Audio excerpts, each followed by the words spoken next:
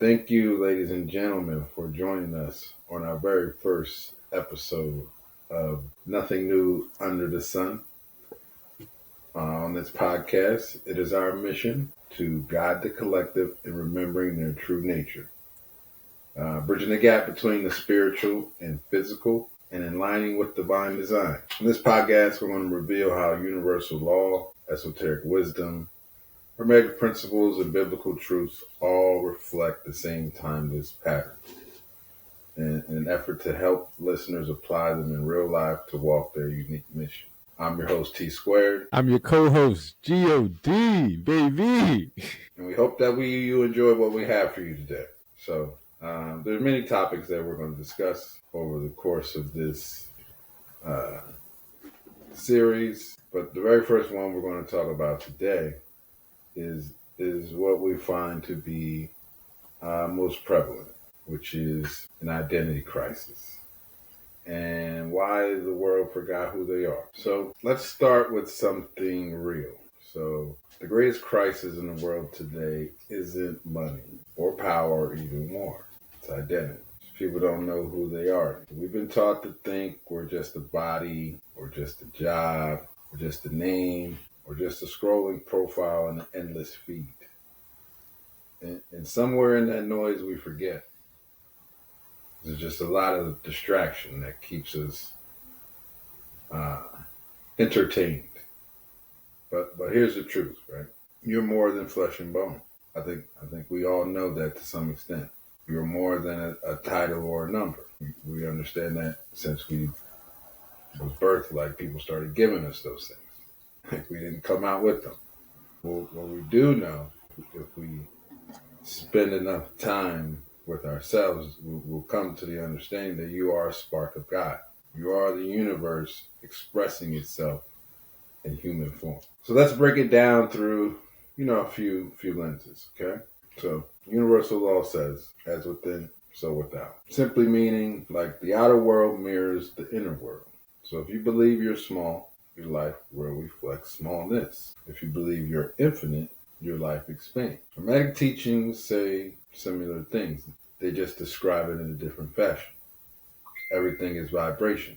What you radiate is what you attract. And then the Bible says, as a man thinketh in his heart, so is he. That's Proverbs 23, verse 7. It also says the kingdom of God is within you. That's Luke chapter 17, verse 21. It also says, I and my Father are one. That's John chapter 10, verse 30. So at no point did any of these principles ever say that we were anything separate from. Everything's a part of. Different languages, same truth. You and God are not separate. You and the universe are not separate. You are one. I know it's sometimes a hard concept to wrap around because of all the things that we have been labeled. So there's something that you want to be able to, be able to implement, to be able to know this. But we know this in some sort of level. So how do we bring this from concept to practice? And these are things that you can try and things that you can do, for yourself in your own time. Just interact with yourself and you'll see. So just the first thing is, because there's so many distractions in the world, keep you disconnected from oneself. Just pause and observe. Take 2 minutes a day. Just sit in silence and ask yourself, who am I beyond my name? Beyond my roles, beyond my performance. Who am I? Jot it down, write it down. Another thing you do is a mirror check. So every morning, look in the mirror and remind yourself that the kingdom of God is within me and that the universe lives through me.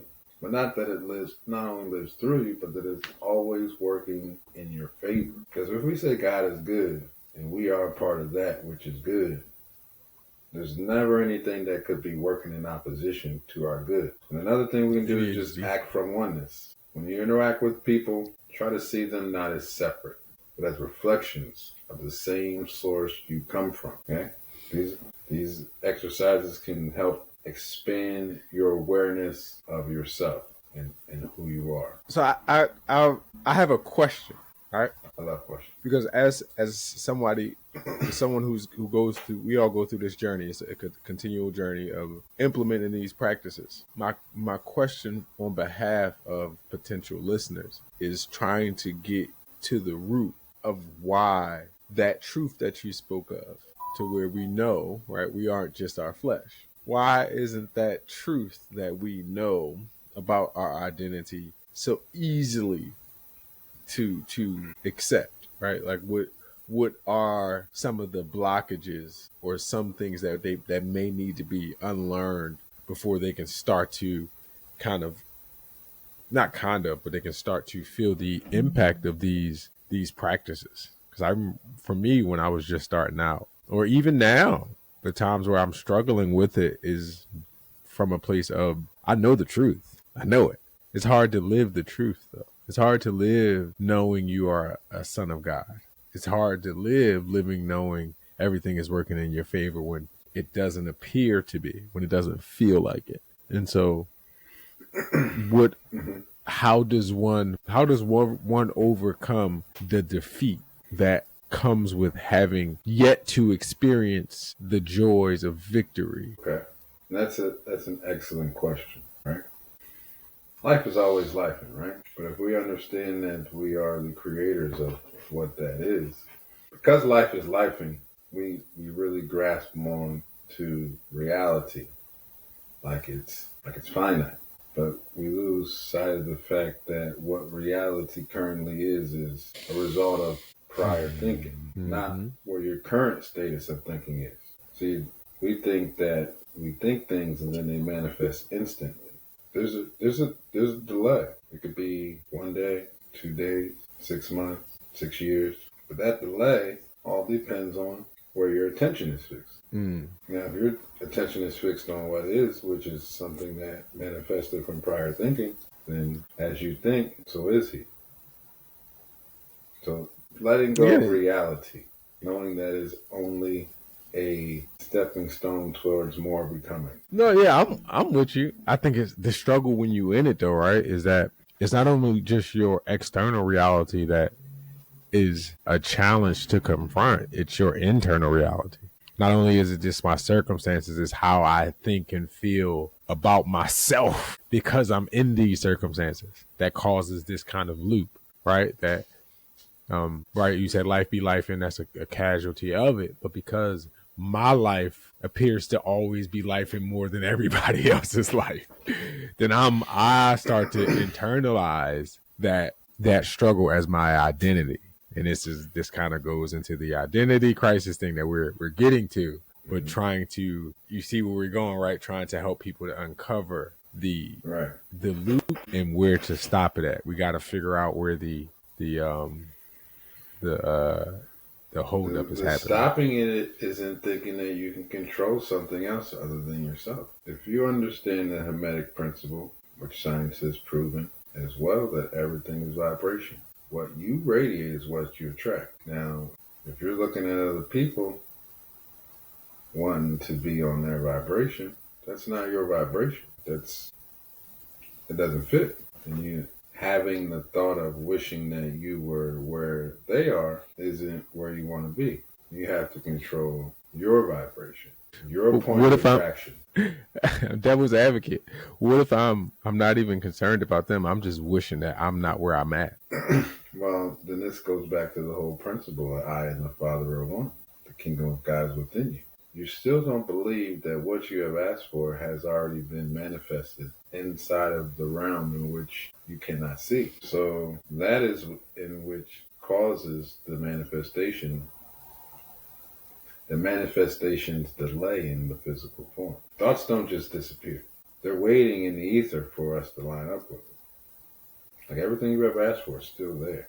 Just like energy never dies. It's only transformed. But it's until we come into alignment with it, and we think that coming in line with it is like, okay, I got this list of things I got to do and check off to make sure I get to that point. But that's a lot of hard work. A lot of people don't really want to do that. The easiest thing to do, which I found, is find the ways to keep you feeling good instead of focus on what doesn't. Because if we understand that it's vibration, positive vibration or low vibration keeps the manifestation further away. You said a key word there. It was focus. Now, my focus, again, devil's advocate, my focus isn't completely just my responsibility. My focus is influenced by my society, I got to go to this job. I got to deal with these people. Notice what I'm saying? I have to, because you can create from a lower quadrant of creation, out of fear, out of force, right? Like there is manifestation of things from a low vibrational perspective. If that's what you prefer, you should be happy. But it's not what I prefer. But we aren't. You should start changing the vibration. But it's not possible for me to do it that way. You got to go to work. Like I gotta go to work. I gotta do something. Like the government isn't just going to take care of me. But is it impossible for you to feel good while you do these things? I'm sorry, say that again. Is it impossible for you to feel good while you do these things? It's impossible for me to feel as good as I want to feel, because it's not what I want to be doing all day. I don't mind going to work, but I don't want to be there all day. And some days I don't feel like going at all when I don't need to be there, but I have to. So unless you've launched rockets of different desire and begun to line up with those, and even still, because that's like shooting out a prayer. Do you pray and then doubt you're going to get it? Or do you believe Until I get it? Delivered? Until I get it, yeah. See, but that's the part. And that's where the faith, you have none. So then you don't believe in what is, that always will be, that you are, that creates worlds. Well, so yeah, just it goes back to the lack of identity, right? We can like devil's advocate this thing out, but the reality you have of to it, strip off the identity. You have to strip them back down. Take off the teacher hat, take off the mom hat, the dad hat, the boyfriend hat, the co-worker hat, CEO hat. Before any of those hats were put on. But if I'm not those things, there was one hat. Those are titles. Those are labels. If I'm not those things, then who am I? And what am I if I'm not that? You are. Yeah, I know that, but what am I? What am I if I can't just be what I want to be? I gotta be something else. What am I? I want to be free. I don't want to have to go to work. I want to travel the world. I want to take my kids all over. I want to have so much money you never got to think about it. I want to make impact. Okay, and do you hold a belief or a fact and faith that is what it is, and or do you? But that's not the world. Get that? That's not the world we live in. Faith without works is dead, right? Your vision is still fixated on the wrong things. There's a passage in there they call it the serenity prayer. God grant me the serenity to accept the things I cannot change. What can you change about anything that you just mentioned, other than how you respond to it? But it's not just about my responses. I need other people. That really is all it's about, because grant me the serenity to accept the things I cannot change. What can you change about other people, other than how you view them? Nothing. Because if you don't like them, you usually don't go around them. But if you change your mind about them, hey, you might give them another chance. So let's kind of I know we get into these devil advocate conversations, right? The topic of this one is identity crisis.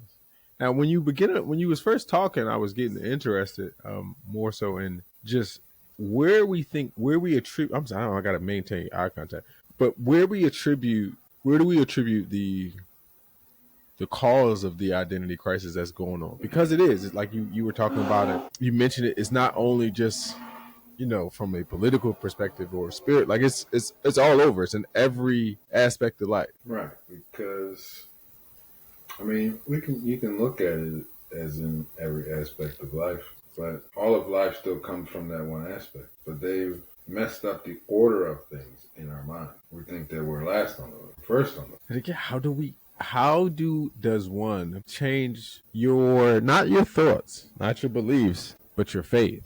Because your faith, like that, what you're asking for, there will be a transformation, all right, if the information was accepted as truth. How do we get people to accept the truth, of who and what they are, right? How do we get people to confront the reality that you are the creator? How do we, because they know, you know who you are. You've known. Wow. Like, not everybody knows, but like, internally that you were never disconnected from the God, the creator source, or whatever you've known all along, that you in the stars and the moons and the suns of the galaxy are made up of the same stuff. So that's the the part about it. That's why they say some are chosen, because it's a choice. Mm-hmm. You choose. You choose to remain open, to expand, learn other things, take in new knowledge, tear down, unlearn, relearn, rebuild, remember, or you choose not to. Oh, yeah. Do you like the pleasures of the world better? That's a fine choice, too. And that's the part about it. It's not about it being right or wrong. Like, you have a choice. But don't project anything onto anyone else because they would prefer not to make your choice. But what if I like both? This is one thing it says. You can't serve two masters. You cannot serve two masters. You have to choose one or the other. You can play the fence if you want and see how it works out for you, but again, you're not happy about the result. You gotta start shifting what you perceive to be true by yourself. I hear you, and I'm with you. I know it's so hard for people to change their self-perception. I'm trying to figure out.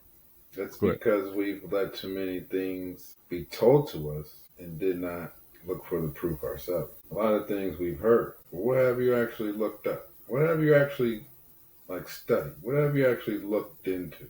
That's why that's my question, especially when it comes to religion.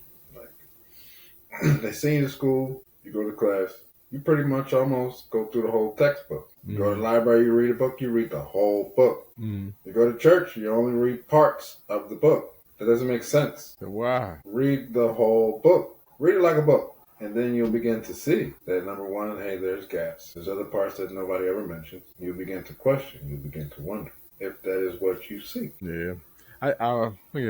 Just trying to find a way to provide people with that roadmap, right? Like we know these things to be true, but the suffering for these experiences, right? When you don't know that this is normal, that detachment, because that's how you get awakened, right? Like you see on my board, the awakening, the dysfunction is the process of questioning your existence. So if you're in that process of like, well, shit, am I even, like, if you're asking yourself, am I happy in this? Is this really what I want? That's the beginning.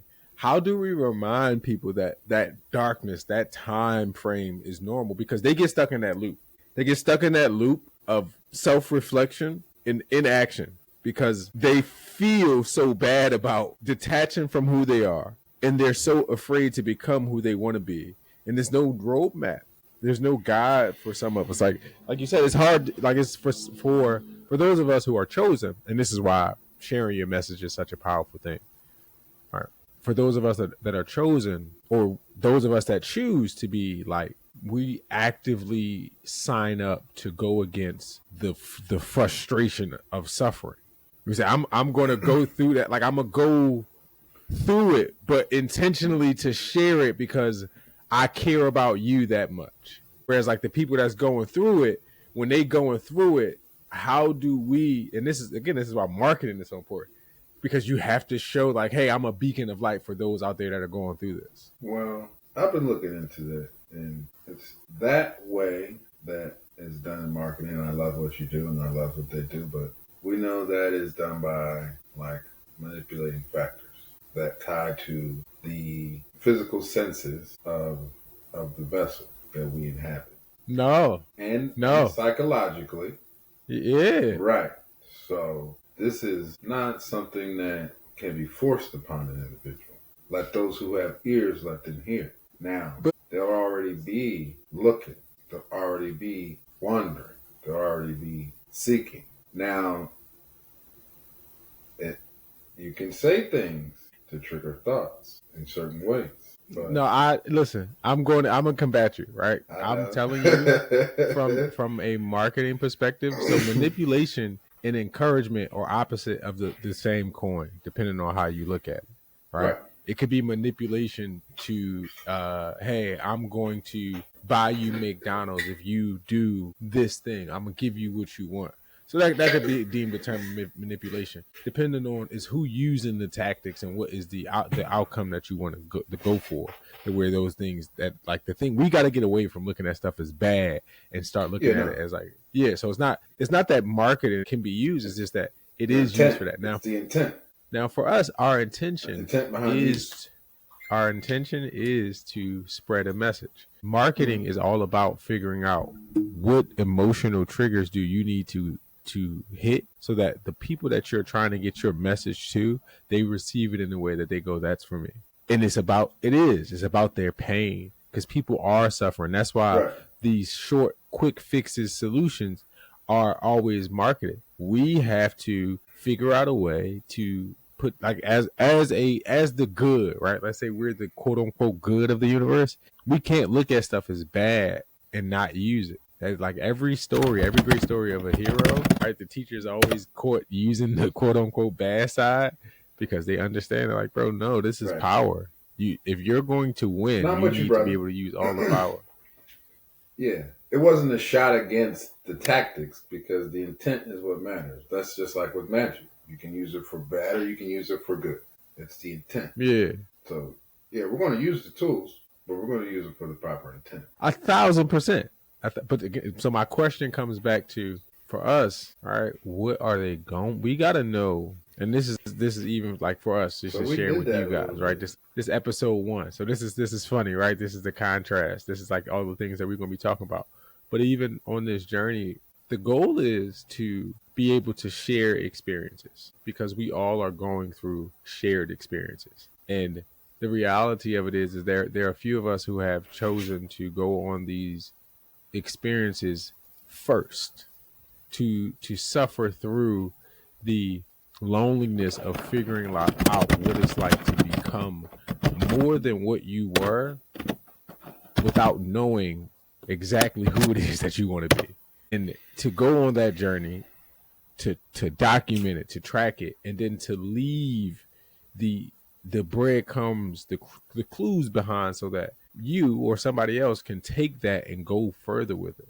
But unless we can figure out how to phrase it, unless we can figure out how to unless we can figure out how to relate to the people out there that are going through it now, our work, right, may only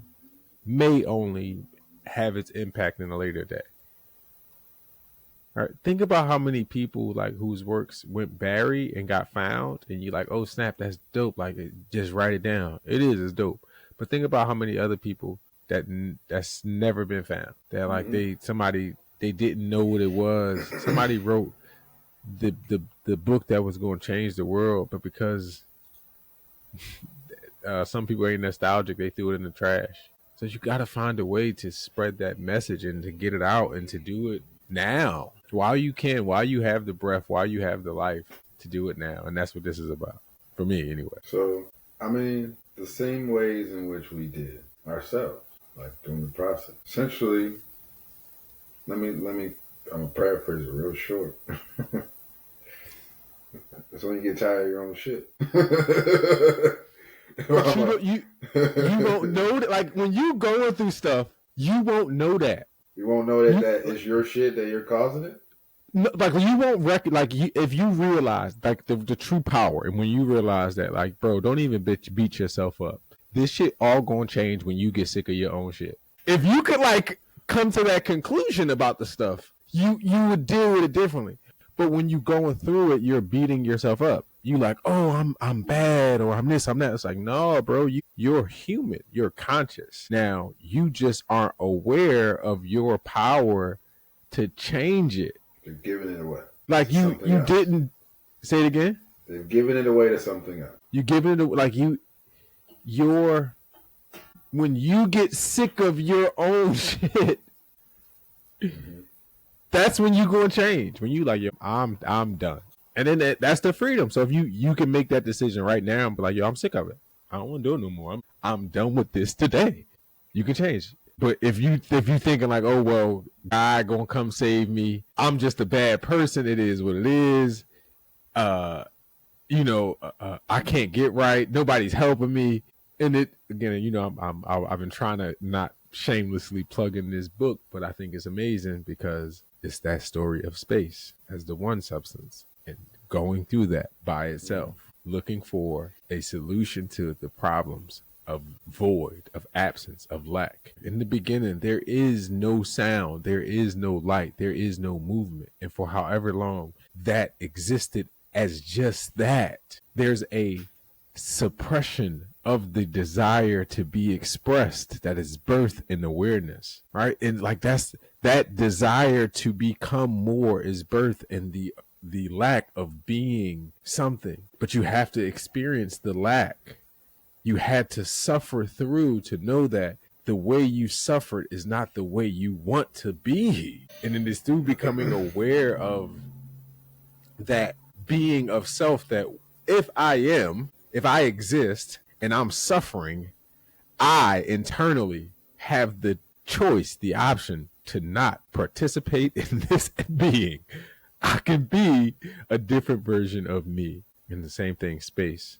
Our space suffered in a universe full of just existence. It was full of just existence. Nothing else. No opposition, no contrast, just existence. And in that existence and in that being, the awareness that existing just as existing is almost as bad as not existing at all. If you can exist as all the things that are possible to exist as, but all you're going to be is just existence, you might as well just not exist. This shit is crazy. Like, if all you're gonna be is just fucking space, like you could be anything. You can be. There's an infinite amount of possibilities of existence. You can exist as anything. But if you're just going to exist as existence, as the existence for eternity, you can come back to that being existence. You can be that again sometimes.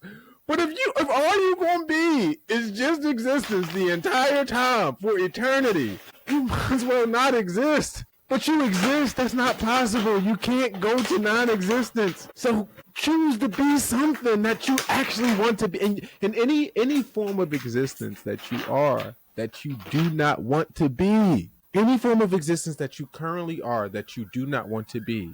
You have it in you to choose a new existence for you in this moment. It is a beautiful, but it's internal. That's why you have to start there. It's internal. Nothing all that started. Extra work and extra sweat and all that. Like, you're doing too much. You're still worried about things that you cannot control. Everything that's starts because with a thought. We can control it, but we don't. We looking at it the wrong way. We thinking the control is in our physical expression because we are aware of our existence. Because we are aware, like right now, I know I exist, right? We engaging. We think like, oh, I gotta do it. The physical me that I'm aware of, I have to do it. Our awareness, right, has now, in the same way in the beginning, because in the beginning, when space became aware of itself, that awareness became a prison of being. Right, when you first become aware of your being and its Hold on. I want you to take a look at several words there. Yeah. Suffering. Say it again. And suffering. Yes. I heard that word repeated a lot. Yes. So now, as far as those are our choice and level of perception. So to think that is something you must experience still keeps you in this loop of not staying connected with your true self. The connection to the experience as the point of the experience is what keeps you in the loop. When you are able to connect the experience into its intention to help you detach from what you no longer want, then it becomes something different. If the like this pure example, suffering in prison, right? For those that have went to prison and were living a life that they did not truly want to be involved in the first place. And they are able to take that prison and sit down and say, bro, I actually don't want to be that person that I was being. I'm going to take this time to internally strengthen my mind and my soul. Wallow is an example of this. So much so internally that when I go back out into the physical world, the real world, I'm not going to be able to be influenced. I'm going to be what I truly know and want to be. Why is it easier for them to sometimes do that versus regular everyday people? Because you detach so you're detached from the physical world, right? No, 1,000%. But the same way for suffering, the distractions, but the same way in the suffering takes you away, right? Like let's say you take an abusive wife. But people are out there every day suffering, still doing the same thing every day. wanting, wishing, hoping for something to change. Yeah, but space did too. It wasn't until space. Space didn't hope. Space didn't wish. Space just did No, it. no, I think you're after wrong. it got, after it wanted to change its current state of being.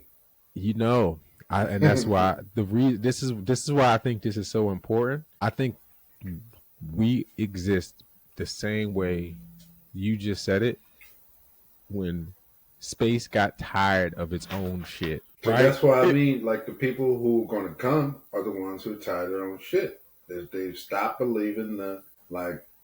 Hold on. Let me, because this is the beauty of space, right? The beauty of space is that it did hope, it did dream, it did imagine. I want you to imagine become like the same way for us. We came up with the God story. We have a whole story for creators out. We didn't come up with that. Yeah, we didn't. But like we as creations, or did we? Because this is the thing. God is. Say it again. If God is everything, the universe is everything, and everything's in the universe, and nothing is separate from. It's all part of.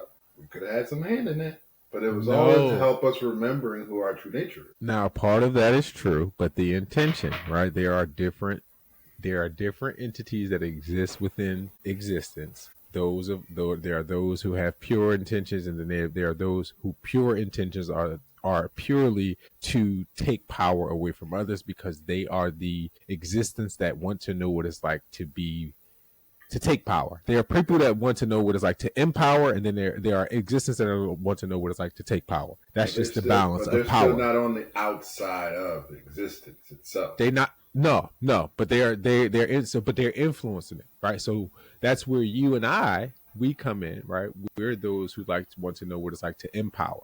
And so the messages, the stories that are in these connections, right? That we've told all these stories about our creator is embedded with the truth. But when you look at it, the messaging was always about it being inside of you. And that was the special message that like space left for us, was that, yo, listen, right? I had to go through this all by myself.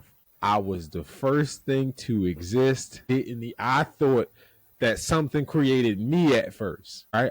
I went through the same suffering. Like at first, I was like, I don't know how long I was existing. I don't know how long I was there. But like one day I was just like, oh shit, I'm thinking, like, where'd this come from? I became aware that I was like, and I was there, I was chilling, and I was like, oh snap, like, well, this is nice. I wonder if anything else gonna come along. And I was patient because like I was just like figuring out check this out, right? Go ahead. Because if the two things are true, like because even though what you asked for doesn't exist physically, it still exists vibrationally. So even with space, the fact that it was just it at the time, if that's the view, everything else still existed too at the time. It just hadn't manifested yet. I got you. Let me cook. So that's it's why I all said there. Before you were born, I knew you 1,000%. So it's all there. I knew you, but to know you, but to never see you, to never feel you, to never experience you, I couldn't take it. I visualized you so much. I visualized you so much. I imagined you existing so deeply inside of me that the possibility was definite, that I knew that you could be real. And then inside of me was birthed this desire to not only know you to be real inside of me, but to know you are real as your own entity, to see you, to allow you to grow and become something of your very own. And from that desire, I was willing to split myself. I was willing to fracture my existence. I was willing to break off a part of me so that you could become. And I was willing to remain. A part of me was willing to remain unformed, unexperienced, unattached at all times, as just space, as just a possibility of existence. The part of me that will never know what it's like to see, to taste, to touch, to feel, to smell. But the part of me that gets to experience spoken word. But the part of me that gets to feel it every time you do. The part of me that when you return back to me as just space, you can share in your excitement and joy of what it's like to be more than just space. Because I will only live through you, but you will only live through me.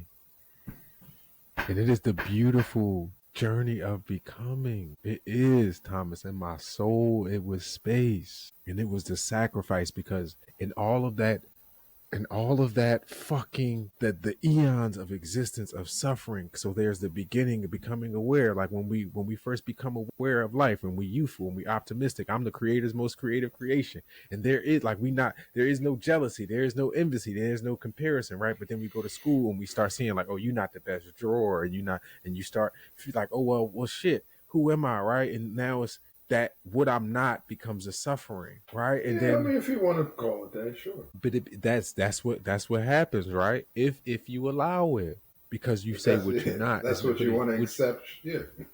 What you're willing to become, but it's the same process. So for space until it knew. So I know I was talking. The last thing that I think is so beautiful, bro, is that I imagine space, imagining and dreaming and thinking and pondering of all the possibilities of being. And it had enough time to see everything as detailed as possible. And then in that suffering of like, yo, but that's the thing. I don't think space was really that detailed.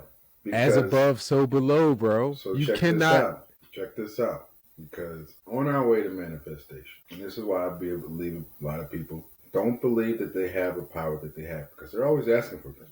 And they put these little details on it, and they want it just like this. But the universe does never bring you what you asked for. When you got it, it didn't look the way you crafted in your mind. So you didn't take care of it. You didn't accept it. You didn't appreciate it. You didn't utilize it the way you were supposed to. And you left it go by the wayside, and you started looking for something else. So that's where I think that's the you thing. So it where I'm gonna say space saw it perfectly. Space saw it how it crafted. And then you and your visioning, right? But that's what keeps people tripped up. It had to happen this way. But that's what keeps people tripped up and trapped. But it is, right? But this is the ultimate sacrifice. Is that dream, that visualization that you had, right? Like if you could have detached from it, there was a part of space that had all of the visions of all our possibilities, but it did not manifest everything in the universe until space recognized its purpose. Space had to be definite that it was the one substance of space, that it was all of space. So it had to be willing. Space is continually expanding. Like, if it knew and it asked that question in the first place, it knows that already. It wants to know more now. That's why it's still continually expanding and becoming. It's expansive. It continues to expand. It has not stopped. But it goes in a fractal. So more. If you look at the spiraling. So look at the spiral. The spiral, it starts from this small area, and then it comes out to be more. And so small that expansion is what small doesn't mean little. I mean, no, but small, it could have been vast at that point, and now it's just it always is vast. Expanding. But the expansion came from a singular point. So if the expansion was just all over, right, we wouldn't have the spiral. It would be more chaotic. The spiral is representative of the process of becoming, and as above, so below. So that process of unfolding that we see is the universal law of becoming. It's ingrained into everything. It's the Fibonacci spiral, etc. So that process of why I would say that it didn't know. So like it's literally the process from darkness to light, the same way, right? You see the MI, the I am, the I am that, the I am that I am. I was about to circle back. You're talking about the thing about space and the journey of becoming. It knew, so it's expansive. What I was real quick, what I was going to say was the MI is the darkness that we know to be space. That's the beginning. That's the part where like the existence exists, but it's not aware of what it can be. That's the start. The I am is that first burst of light, but it's the self-expression. What are we trying to communicate to the people on this? So what the identity, right? So the identity crisis that we know today is what I'm theorizing, how I'm connecting it to this is that the identity crisis that we have today is that the people don't know their power to become that which they define themselves, and We're that trying to we help them correct. help them correct this. Would it be easier for us to peel back the layers of what they've been taught by connecting the dots of the things that we know from what that has been implanted in their subconscious? 1,000%. 1,000%. Right. That's the ultimate light, from darkness as MI to I am MI. That's awareness of the ability to become. I am is awareness. It's claimed awareness. I exist. I'm here. I'm present. MI is the ability to become. Right. That's existence in its most in its infantile state, because existence in darkness is just the possibility to become something else. If it exists, it can become something else. That's all of space. It can, like one little deck of space can become a galaxy. We didn't know what causes these things to happen. I'm saying that this is it. I'm riding with your theory. Yeah. So now we're flipping roles, because we need to have them be able to take this information and put it into the physical and then begin creating their life moment by moment. How do they take this information and begin to make those type of changes? Well, so you said this earlier, and it's hard. So, but it's simple. It's what you choose to focus on as the solution to your problems. So the same way for same way for space. As long as space externalized the solutions to its problems, the solutions never came. As long as space was looking for a creator God, as long as looking for another creation, as long as space was looking for something else to come along and give to it that which it was looking for, it only ever suffered. It was when space itself was willing to shatter who it was and become something new that it got to experience all of the things that it was missing in its experience. When space was willing to detach from its identity of existence and become that in itself, which it felt like it was lacking. When space was willing to become the light in absence of darkness. When space was willing to become sound and light in the midst of silence. When space was willing to become movement in the void of friction, that is when it experienced everything. And the power is that in your existence, in your I am is a power to self-define your existence. There's an ability to say and feel and claim your identity. But the focus for the solutions to all of your problems has to be you. It has to be your I am, how you think and how you feel about yourself. If you are looking for happiness, you have to be able to look inside of yourself and determine and be the happiness you seek. If you're looking for love, if you're looking for hope, if you're looking for any experience in your own existence, the power to self-manifest that experience is in your ability to become that which you are looking for. And that's the only way you can do that, is when you aren't attached to what you were before. If you aren't attached to your prior identity, if you aren't attached to what you used to be in this present moment as an I am, you can be now that which you seek. But it's hard, because everything around you reminds you of who you used to be. You got late bills on the table. You got this friend over here talking about, hey man, we don't hang out. You got this person over here saying this, trying to bring you back to where you left. How you do that? How do you not give in? So it's about listen, aware, choose, act. In the book, we go through this, right? Controlling your I am is all about the same 3-step process. You become aware of your I am. Is that who I want to be? How do I feel? Those are words, right? There has to be an application.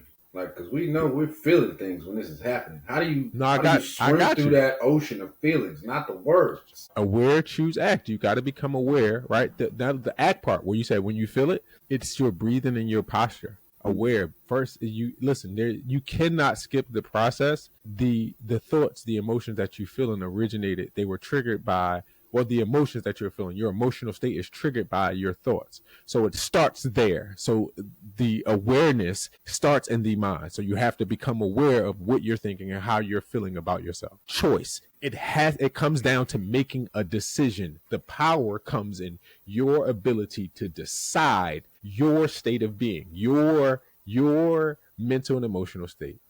Action. It comes with you have to do something in this physical body as that version of you. And that comes down to your breathing and your posture. And change that right now. Most people get stuck on the thoughts, right?